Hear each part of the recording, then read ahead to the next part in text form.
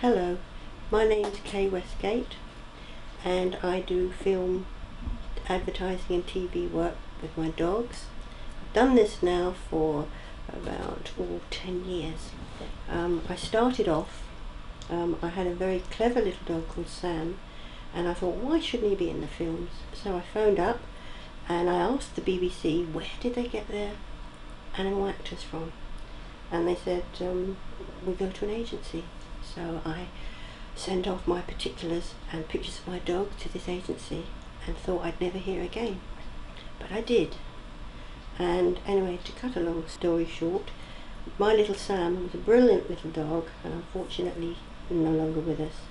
He got a starring role in Shakespeare in Love alongside Joseph Fiennes and Judi Dench, and that was his finest hour. He also did agility, so he got me to Crufts on 3 occasions. He led the way, and then I got little Ozzie here, who was a rescue dog, and he has been brilliant. He's now a veteran of about 85 assignments, which I think must be some sort of record. You name it, he does it. He's a very clever little dog, and in fact he loves to work. He'll do anything for a sausage. He just has an aptitude for work. Little Twiggy here is a little rescue dog, and she had a very bad start in life.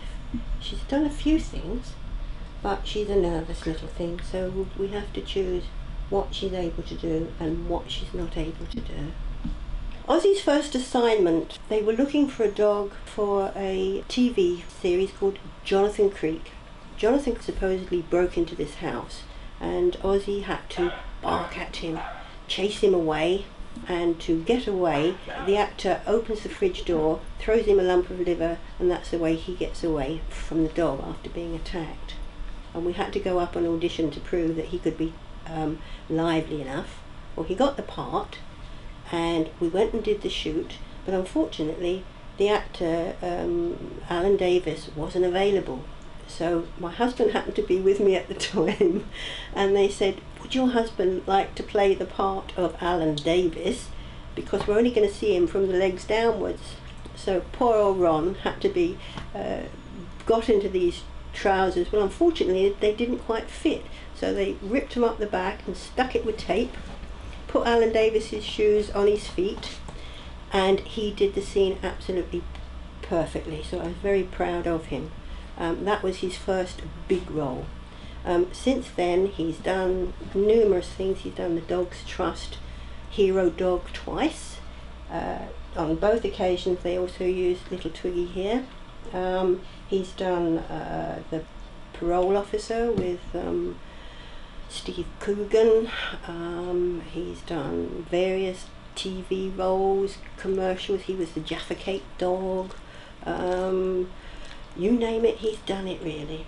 And his last actually thing that he's done just recently, he starred in an opera at the Royal Opera House at Covent Garden. He's in the opera Les d'Amore, where during a scene where the singer is singing an aria, he has to cross from stage left to stage right and completely ignore him. Well, obviously it's so unexpected, he gets a huge laugh, everyone thinks it's extremely funny, and then at the end of the scene he has to chase this actor off, and I must say it's all done with the aid of a sausage.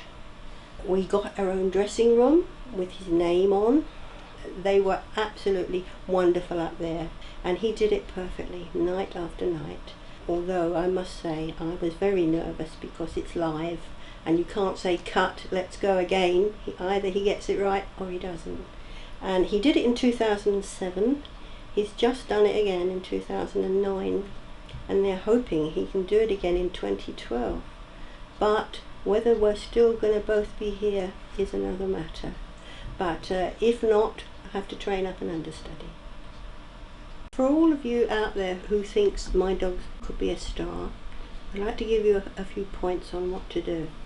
Firstly, your dog has to be reasonably well behaved. Just the basics will do to start with.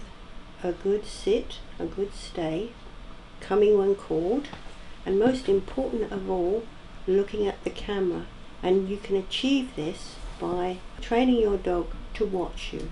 I personally use a clicker because I find this is the best method of training your dogs.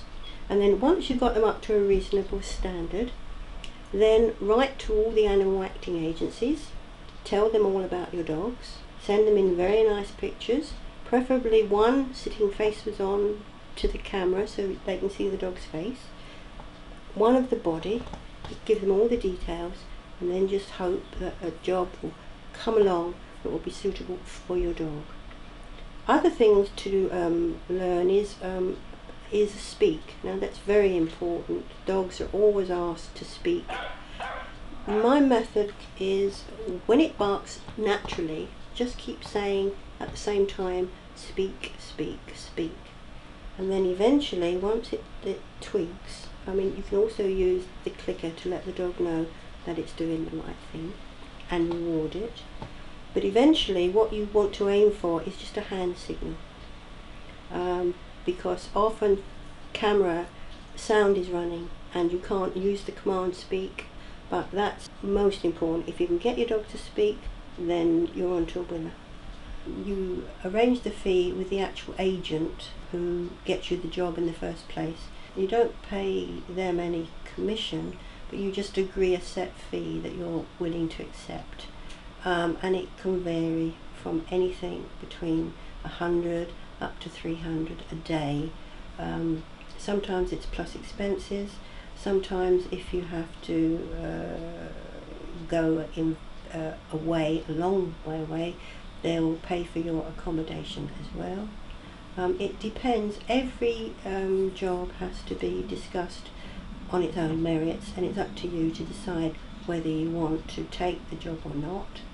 You're not going to earn a fortune unless of course you get a huge starring role in some blockbuster, but half of it is the pleasure of seeing your dog actually up there on the silver screen, acting his heart away and looking absolutely lovely.